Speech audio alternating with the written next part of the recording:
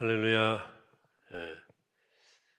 예수님은 복음서 전반을 거쳐서 바리새인 또 서기관들을 비판하셨는데 마태복음 23장은 그 본격적인 비판입니다. 아주 강렬해요.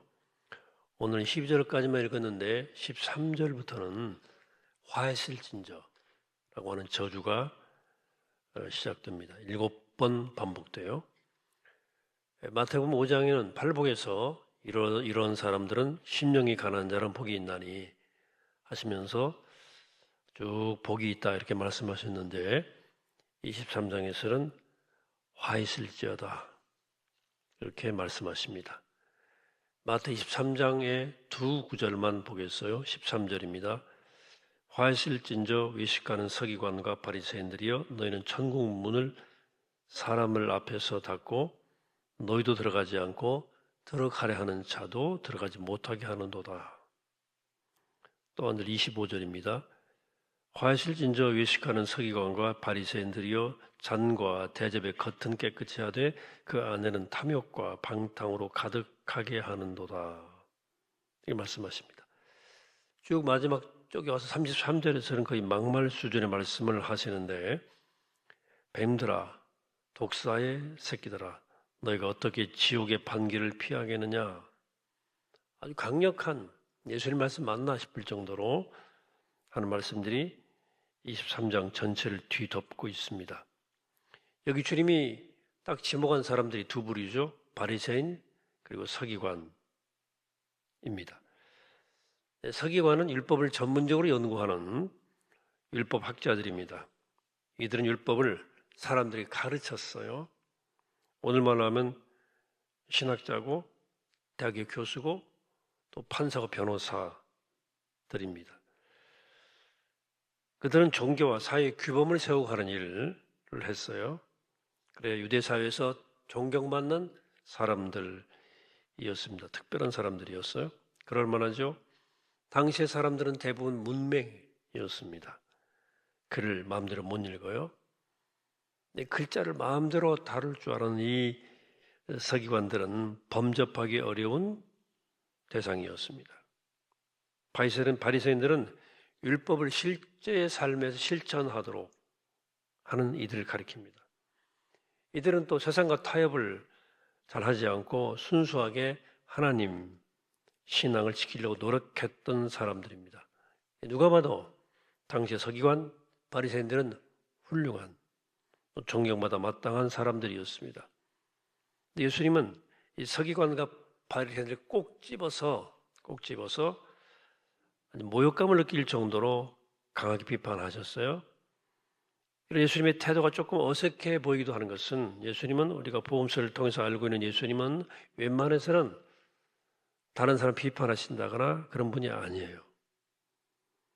제자들을 부르시고 하나님 나라를 선포하고 병든 자를 고쳐주시고 사람과 함께 어울려서 먹고 마시면서 사귀는 일만 해도 바쁘신데 다른 사람을 굳이 비판하는 일은 예수님에게 큰 의미는 없었어요. 그리고 서기관과 바리새인들이 모두 이러한 가혹한 비판을 받을 만큼 그렇게 못된 사람들이 아니에요.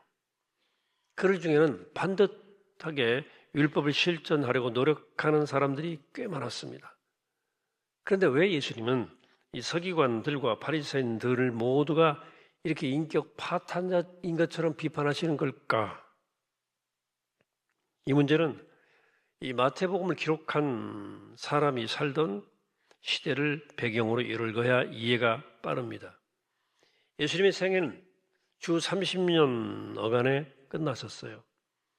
그리고 예수님을 따르는 제자들과 또 일부 사람들은 예수님의 부활과 승천을 경험하고 이제 예수님의 재림을 기다리면서 자기들끼리 공동체를 이루며 살았습니다. 그들은 대다수가 유대인들이기 때문에 당연히 유대교 방식으로 살았습니다. 소위 유대 기독교인들이에요. 그런데 유대와 로마의 격렬한 전쟁이 주 70년경에 끝나요.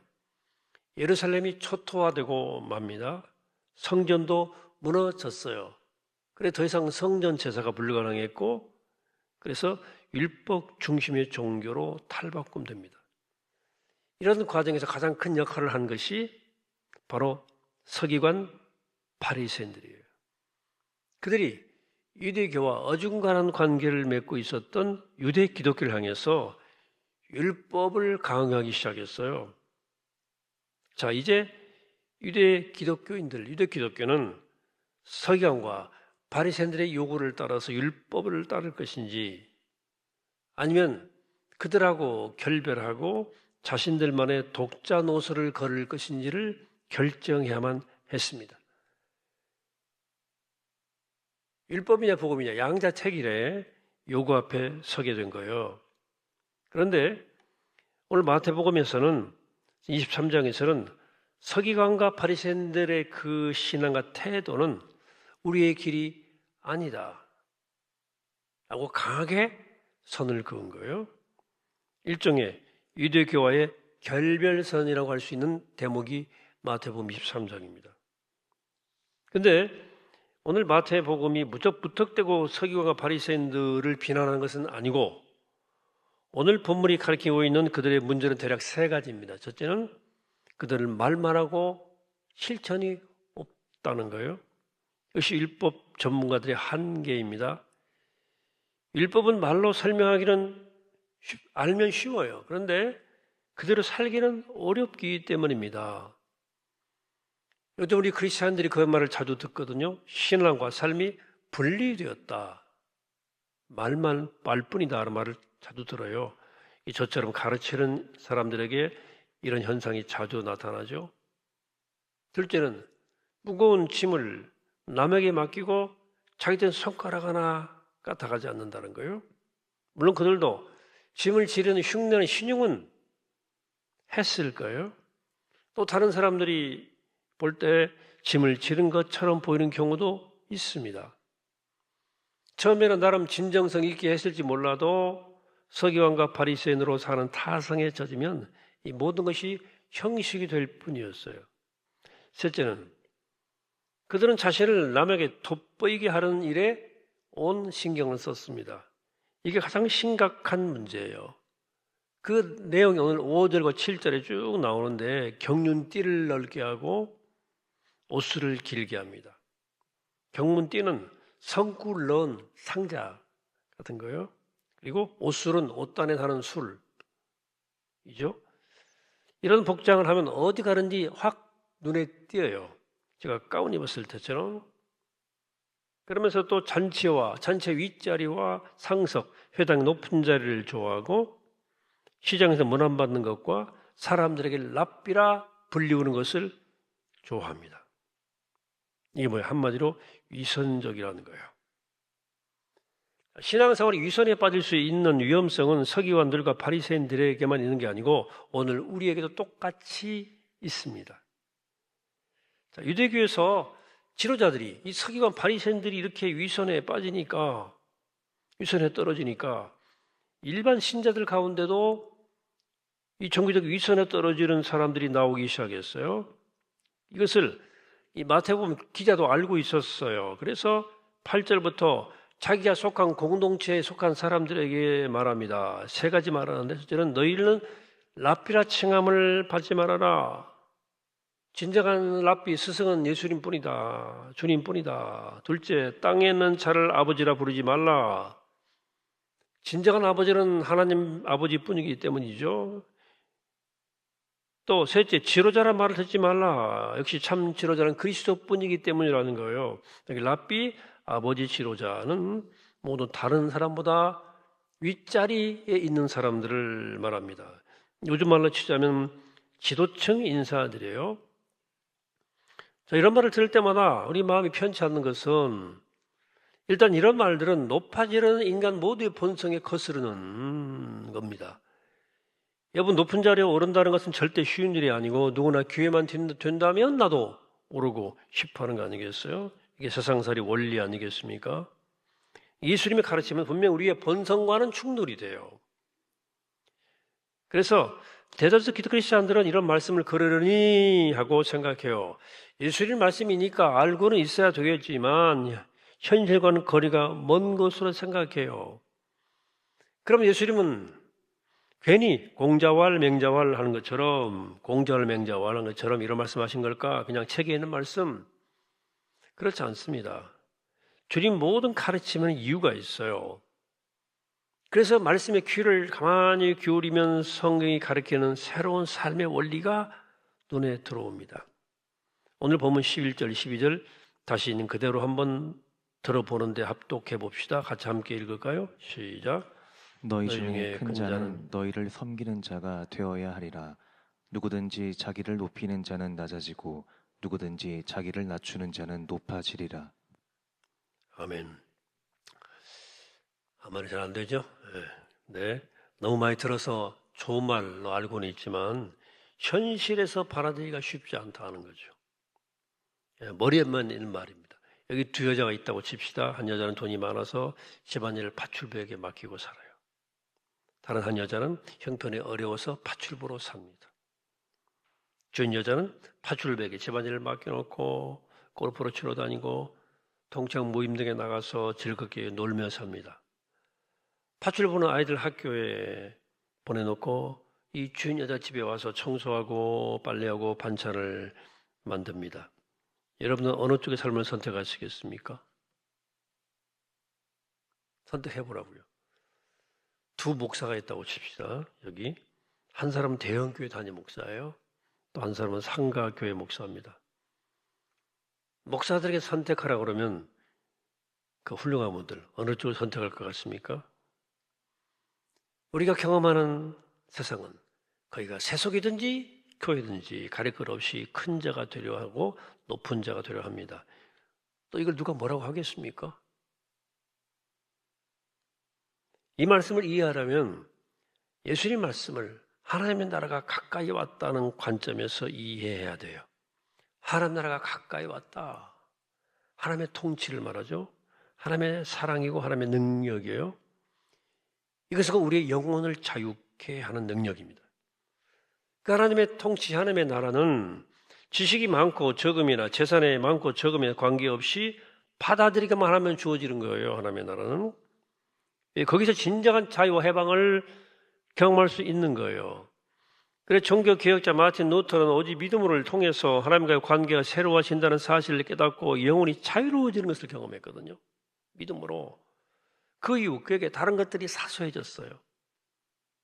그러니까 높은 지위나 다른 사람들에게 인정받는 것이 궁극적 관심의 대상은 아니게 되었어요.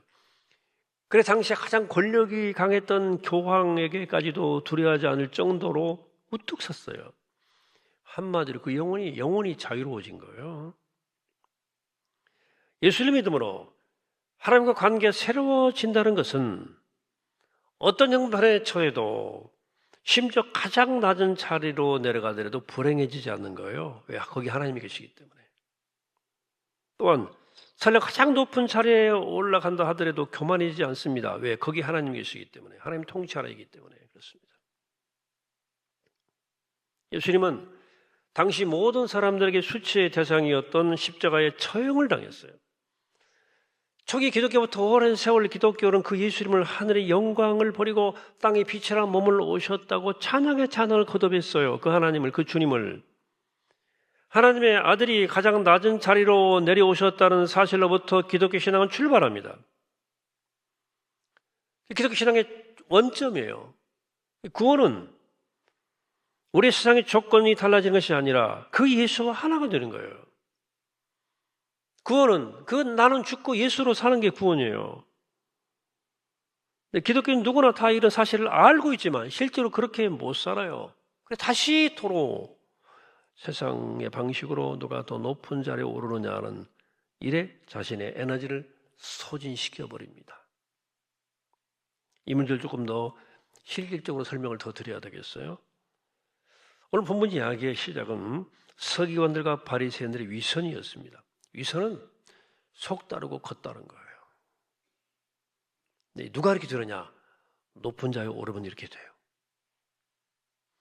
속과 겉이 소위 갭 차이가 커져요. 없는 실력도 있는 제해야 되잖아요.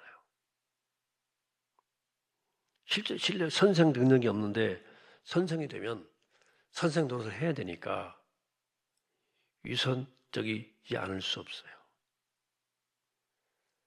실제로 목사의 내공과 실력이 없는데 그 자리에 맞는 능력이 없는데 일단 목사가 되었으니까 위선적으로라도 목사 노릇 해야 됩니다. 문제는 위선은 영혼을 병들게 해요. 이게 남을 속이는 것이 아니고 자기를 속이기 때문에 그래요. 자기를 속이기 때문에. 체해야 되잖아요. 높은 자리는 이렇게 우리를 너무 쉽게 위선적으로 만들고 우리 영혼을 병들게 합니다. 높은 자리에 오를 만한 사람들, 그럴 자격과 능력이 있는 사람에게는 이런 말에 해당되지 않는다고 생각하십니까? 엄밀히 말하면 우리에게는 근본적으로 그런 능력이 없어요. 누가 선생 자격이 있겠습니까? 누가 목사 자격이 있고 누가 사장이 될 수 있고 누가 변호사, 의사 자격이 있겠어요? 어떤 라이센스, 자격증 이런 거 말고 면허증 말고 근본적 자격을 말하는 거예요. 나로 내 마음대로 안 되는데 내가 누구를 가르쳐요? 죽을 노릇이지. 괴로운 일이에요. 여러분들 문제는 여러분들이 판단할 문제예요. 여러분들이 판단해 보세요. 솔직히 저는 제게 목사의 자격은 있다고 생각하지 않아요. 능력도 마찬가지고 제가 뭐 하나님에 대해서 남보다 특별하게 많이 하는 것도 아니고 뭐 소소하지 알고 있는 것 알아듣도록 설명하는 것도 힘들고 여러 가지 삶의 태도에서 목사라서 부끄러운 게 너무나 많아요. 오늘 본문에서 랍비를 생각하지 말라고 아비가 될 생각하지 말라고 지도자가 될 생각하지 말라는 말씀은 너무너무 절절해요. 나이 들수록. 여러분 지도자라는 자리는 감사하다가도 정말 힘들 때가 많아요. 문제는 그래도 우리가 또 인정받지 못하면 불편해. 뭐 이게 목사를 몰라보지? 왜 장로 권사를 몰라보지? 이게 바로 서기관 바리새인들의 문제예요. 함정이에요. 위선이에요. 잘나지도 못했으면 잘난 척은 해야 되거든. 영혼이 병들지. 영혼이 궁핍해지는 거예요. 그렇다면 누가 학생들을 가르치고 누가 정치는 하고 누가 목회를 감당하고 누가 재판하느냐 하는 질문이 가능하고 누가는 해야 될 거 아니에요? 세상에 누군가는 그런 중요한 일을 감당해야 돼요. 저는 여러분들의 자녀들이 우리 사이 좋은 위치에 일했으면 좋겠어요. 정계, 학계, 또 경제계, 문화계 등등 각각 영역에서 우리 그리스도인들이 그 중요한 길목을 딱 지키고 있었으면 좋겠어요. 문제는 그 자리에 취해서 자기를 높이려는 태도입니다. 내가 맡은 이 일에 복무하고 거기에 최선을 다하는 것이 아니라 자기를 높이는 것에 마음을 더 두는 거예요. 그럼 자기를 높이려면 점점 갭차가 커지는 거죠. 위선의 깊이가 더 골이 깊어지는 거죠. 척은 해야 되니까. 자리에 취하니까 그 자리 잃어버릴까 노심초사해요. 본문에서 묘사하는 것처럼 경문띠를 넓게 하고 옷을 길게 하는 일에 마음이 다 쓰여요. 그러면 하나님의 나라에 하나님의 통치에서 멀어지는 거예요. 불쌍해지는 거예요. 불행해지는 거예요. 그것처럼 불행한 일이 없어요. 아닌데 하는 척 하는 거. 믿음도 없으면서. 거꾸로 자신이 크게 부족하다는 사실을 깊이 알고 그냥 겸손히 섬기는 일에만 집중하면 영혼이 풍요로워져요. 하나님 나라에 가까워지는 거예요.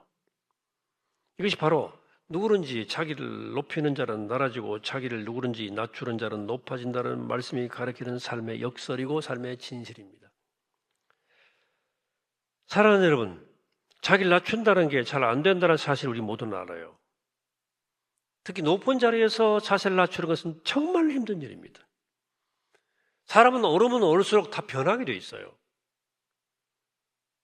장사 없습니다. 변해요. 자리에 취해요. 오르면 오를수록 우리는 서기관들과 바리새인들처럼 우리 안에 독버섯처럼 자라는 크고 작은 위선을 목격하게 될 수밖에 없어요. 죽을 지경이지 그러니까. 어떻게 하면 좋겠습니까? 방법을 하나, 십자가에 죽고 부활하신 예수 그리스도와 하나가 되는 것입니다. 그와 함께 십자가에 죽고 그와 함께 사는 길밖에 없어요. 이 경험이 깊어질수록 나에 대한 집중이 사라져요. 내 걱정, 내 염려는 안 한다 그 말입니다. 다른 것들은 사소해지고요. 그래서 자꾸 나에게 집중하려고 그러는, 자기를 돋보이게 하려는 자기 집중에서부터 내려와요. 낮추게 돼요. 그 낮은 자리에서 비로소 평화와 안식을 경험하는 거예요. 여러분들이 낮아질 때 거기서 주님의 십자가를 만나게 될 줄로 믿습니다. 오늘 바라기는 낮아지심으로 높아신 우리 주님과 하나 되어서 우리도 낮아짐으로 높아지는 신앙의 신비와 능력을 꼭 맛보시는 복된 여러분 되시기를 이 시간 주 이름으로 간절히 축원합니다. 기도하겠습니다. 거룩하신 아버지 하나님, 자비로우신 아버지 하나님, 오늘 주님 말씀을 듣습니다. 누구든지 자기를 높이는 자는 낮아질 것이고 자기를 낮추는 자는 높아지리라 하는 주님 말씀을 우리가 묵상하면서 우리 주님처럼 그렇게 낮아짐 높아진 주님처럼 주님 안에 하나가 되어서 우리가 낮아짐으로 위선에 빠지지 않고 높아지려는 욕망에 빠지지 않고 안식과 평화를 누리는 하늘의 신비와 능력을 맛보는 우리 모두가 되게 하여 주옵소서. 감사드리옵고 예수 그리스도 이름으로 기도합니다. 아멘.